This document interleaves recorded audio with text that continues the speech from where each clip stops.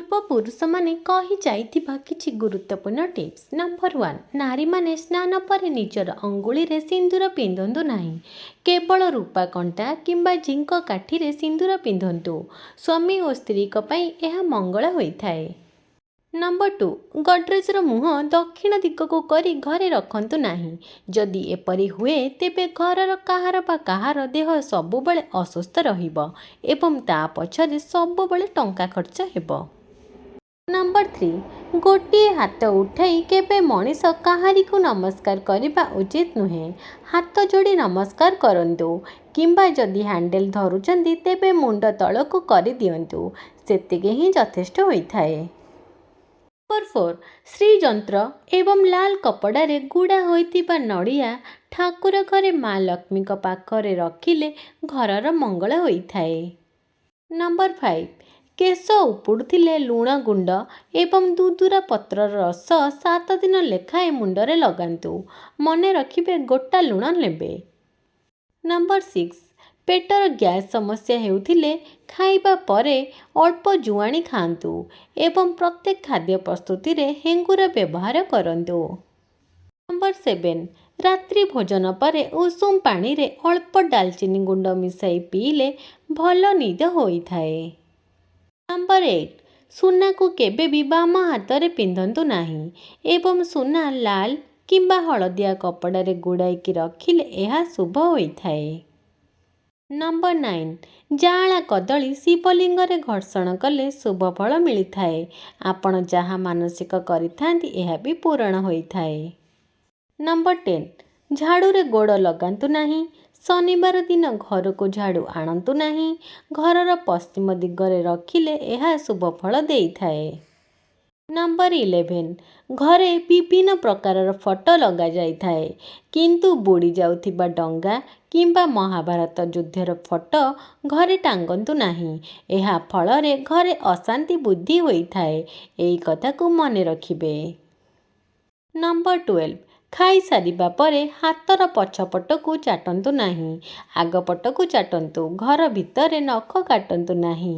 ନଖ କାଟିବା ବେଳେ ବାରଣ୍ଡା କିମ୍ବା ବାହାରେ ନଖ କାଟନ୍ତୁ। ନମ୍ବର 13, ହରଡ଼ ଡାଲି ସହିତ ଦହି ଖାଆନ୍ତୁ ନାହିଁ। ବ୍ଲଡ଼ ପ୍ରେସର ବଢ଼ିଯିବାର ସମ୍ଭାବନା ଥାଏ। ନମ୍ବର 14, ମହୁକୁ କେବେ ବି ଗରମ କରି ଖାଇବେ ନାହିଁ। ଏହା ଅତ୍ୟନ୍ତ କ୍ଷତିକାରକ ହୋଇଥାଏ। ଏହି କଥାକୁ ମନେ ରଖିବେ। ନମ୍ବର 15, ଗୋଟିଏ ଅକ୍ଷତ ଅଶ୍ୱତ୍ଥ ପତ୍ର ଗଙ୍ଗା ଜଳରେ ଧୋଇ କେଶରରେ ଶ୍ରୀ ଲେଖି ମନି ପର୍ସରେ ରଖନ୍ତୁ। ଏହା କରିବା ଦ୍ୱାରା ପର୍ସରୁ କେବେ ବି ଟଙ୍କା ଖାଲି ହୋଇନଥାଏ। ନମ୍ବର 16, ଅଶ୍ୱତ୍ଥ ବୃକ୍ଷ ମୂଳରେ ପ୍ରତ୍ୟେକ ଗୁରୁବାର ଦିନ ଜଳ ଅର୍ପଣ କରନ୍ତୁ ଏବଂ କିଛି କଞ୍ଚା କ୍ଷୀରରେ ହଳଦୀ ମିଶାଇ ଅଶ୍ୱତ୍ଥ ବୃକ୍ଷ ମୂଳରେ ଢାଳନ୍ତୁ ଏବଂ ବୃକ୍ଷକୁ ପ୍ରଦକ୍ଷିଣ କରନ୍ତୁ। ଏହାଦ୍ୱାରା ଅନେକ ଶୁଭ ଫଳ ପ୍ରାପ୍ତି ହୋଇଥାଏ। ନମ୍ବର 17, ଶୋଇବା ଖଟ ବା ପଲଙ୍କ ପାଖରେ ଜୋତା କିମ୍ବା ତେଲ ପାତ୍ର ରଖନ୍ତୁ ନାହିଁ। ଏହା କଲେ ଅମଙ୍ଗଳ ହୋଇଥାଏ। ନମ୍ବର 18, ଘରେ ଯଦି କଳା ପିମ୍ପୁଡ଼ି ଡିମ୍ବ ଧରି ବାହାରିଲେ ଶୁଭ ହୋଇଥାଏ। ନାଲି ପିମ୍ପୁଡ଼ି ବାହାରିଲେ ଏହା ଅଶୁଭ ହୋଇଥାଏ। ନମ୍ବର 19, ଘରେ ହିଂସ୍ର ବାଘ ଓ ସିଂହର ଫଟୋ କିମ୍ବା ମୂର୍ତ୍ତି ରଖନ୍ତୁ ନାହିଁ। ଏହା ଅଶୁଭ ହୋଇଥାଏ। ଏହାଦ୍ୱାରା ମନୁଷ୍ୟ ହିଂସ୍ର ହୋଇଯାଏ। ନମ୍ବର 20, ଅନ୍ଧାରୁଆ ସ୍ଥାନରେ କେବେ ଏକୁଟିଆ ବସନ୍ତୁ ନାହିଁ କିମ୍ବା ଭୋଜନ କରନ୍ତୁ ନାହିଁ କାରଣ ଅନ୍ଧାରୁଆ ସ୍ଥାନରେ ଅଲକ୍ଷ୍ମୀଙ୍କର ବାସ ଥାଏ। ଅନ୍ଧାରରେ ଏକୁଟିଆ ବସିଲେ ନାନା ପ୍ରକାରର କୁଭାବନା ମୁଣ୍ଡରେ ପଶିଥାଏ। ନମ୍ବର 21, ଯେଉଁମାନେ ସ୍ମରଣ ଶକ୍ତି ବଢ଼ାଇବାକୁ ଚାହୁଁଛନ୍ତି ସେମାନେ ବରଗଛ ଓ ଓସ୍ତ ଗଛ ଏକାଠି ଥିବା ସ୍ଥାନରେ ପ୍ରତିଦିନ 20 ମିନିଟ୍ ଯାଏଁ ବସନ୍ତୁ। ଏମିତି କରିବା ଦ୍ୱାରା ସ୍ମରଣ ଶକ୍ତି ବଢ଼ିଥାଏ। ନମ୍ବର 22, ରଜ ସଂକ୍ରାନ୍ତି ଦିନ ଆପଣଙ୍କ ଘରର ଦ୍ୱାର ମୁହଁରେ ହଳଦିଆ ଚିତା ଉପରେ ଏକ ଲାଲ ଚିତା ଆଙ୍କନ୍ତୁ। ଏହା 1 ବର୍ଷ ପର୍ଯ୍ୟନ୍ତ କରନ୍ତୁ। ଦେଖିବେ ଏହା ବହୁତ ଶୁଭ ଫଳ ପ୍ରଦାନ କରିବ। ନମ୍ବର 23, ଅରଖ ଗଛ ଘର ପାଖରେ ରହିଲେ ଶୁଭ ହୋଇଥାଏ। ଏହାକୁ ନଷ୍ଟ କରନ୍ତୁ ନାହିଁ। नंबर 24 बिछणा को जीवा पूर्वर गोड़ हाथ धुवंतु। बिछणारे बसी पूर्व दिग को मुह करी हाथ जोड़ी ओम हुम निद्रा देवी नम 7 थर जप करंतु एवं निजर बिछणा को 3 थर टिंका मारंतु। पर निज मथारे किछि समय आंगुड़ी चलांतु। यह करबा द्वारा भल निद होइथाए।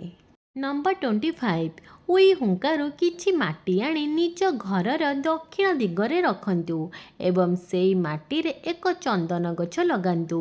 यह करबा द्वारा शत्रु नाश जाआंती एवं घरे केबे भी काहाकु साप कामुड़े नाही। नंबर 26 सोरिष तेलरे सिंदूर मिसेई घरर मुख्य द्वार टोपटिए लगाइले शुभ फल मिलिथाए। नंबर 27 केवल ठाकुर घर छड़ा अन्य घरे महाभारत बही बा महाभारत युद्धर फटो रखंतु नाही। नंबर 28 प्रतिदिन सकाळे निदरू उठिबा परे अल्प कंचा क्षीर फाळे लेंबू चिपुड़ी मिसाई मुहरे 1 मास जाए लगांतु। आपणक मुहरे सुंदरता वृद्धि पाइब। नंबर 29 संतान प्राप्ति हेबार 1 वर्ष पर्यंत माँ माने 3टी द्रव्य खाइबा अनुचित। सेगुड़ा हैला पणस सुकुआ और ताल। नंबर 30 मुहरे व्रण हेउथिले डालचीनी गुंडरे महू मिसेई मुहरे लगांतु। देखिबे 8 दिन परे एही दाग सबु नथिब सबु लिभि जाइथिबो। यदि आपण मानकु आम भिडियोटी भल लागुथाए ताहाले लाइक कमेंट और शेयर करिया को जमे भी भूलिबेनी। आउ जदि आपण माने आम चैनल को नुआ करी आछचंती ताहाले गोटे सब्सक्राइब नियति करिबे। आपण माने कमेंट बॉक्स रे जय माँ लक्ष्मी लिखि दियंतु। माँ लक्ष्मी आपणकर सब दुख को दूर करिबे।